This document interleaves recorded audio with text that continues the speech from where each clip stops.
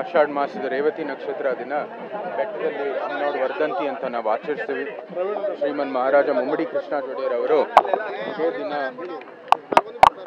ಅವರ ಆಳ್ತಾ ಇರುವಂಥ ಸಮಯದಲ್ಲಿ ಉತ್ಸವ ಮೂರ್ತಿಯನ್ನು ಸ್ಥಾಪಿಸಿದ್ರು. ಇದು ಅವರ ಪಂಚಾಂಗದ ಪ್ರಕಾರ ಹುಟ್ಟಿದ ದಿನಾನೂ ಕೂಡ.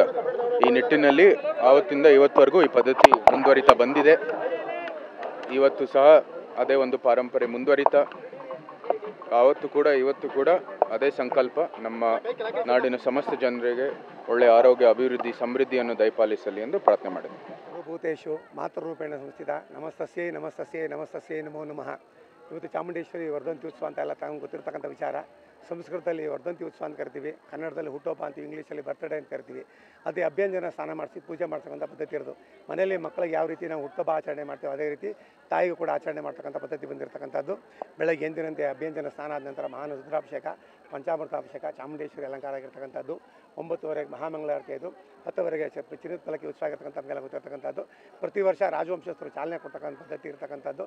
ಅದೇ ರೀತಿ ಸಾಯಂಕಾಲ ಅಭಿಷೇಕ ಆಗುತ್ತೆ. ಅಭಿಷೇಕ ಆದ ನಂತರ ದರ್ಬಾರ್ ಉತ್ಸವ ನಡೀತಾ, ಅದು ಇಂದಿನ ವಿಶೇಷವಾಗಿರ್ತಕ್ಕಂಥದ್ದು. ಆಷಾಢ ಮಾಸದಲ್ಲಿ ಕೃಷ್ಣ ಪಕ್ಷ ಸಪ್ತಮಿ ಎಂದು ವರ್ಧಂತಿ ಉತ್ಸವ ಅಂತೇಳಿ ಆಚರಣೆ ಮಾಡ್ಕೊಂಡ್ಬಂದಿರ್ತಕ್ಕಂಥದ್ದು.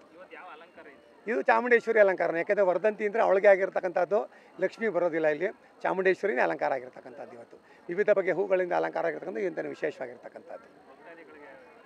ಭಕ್ತಾದಿಗಳಿಗೆ ಸರ್ಕಾರದವ್ರು ಏನು ಸೌಲಭ್ಯ ಕೊಡ್ತಾರೆ ಸದುಪಯೋಗ ಪಡಿಸ್ಕೊಂಡು ಶಾಂತಿಯಿಂದ ದರ್ಶನ ಮಾಡಬೇಕು ಅನ್ನೋದು ನಮ್ಮ ಆಸೆ ಆಗಿರ್ತಕ್ಕಂಥದ್ದು.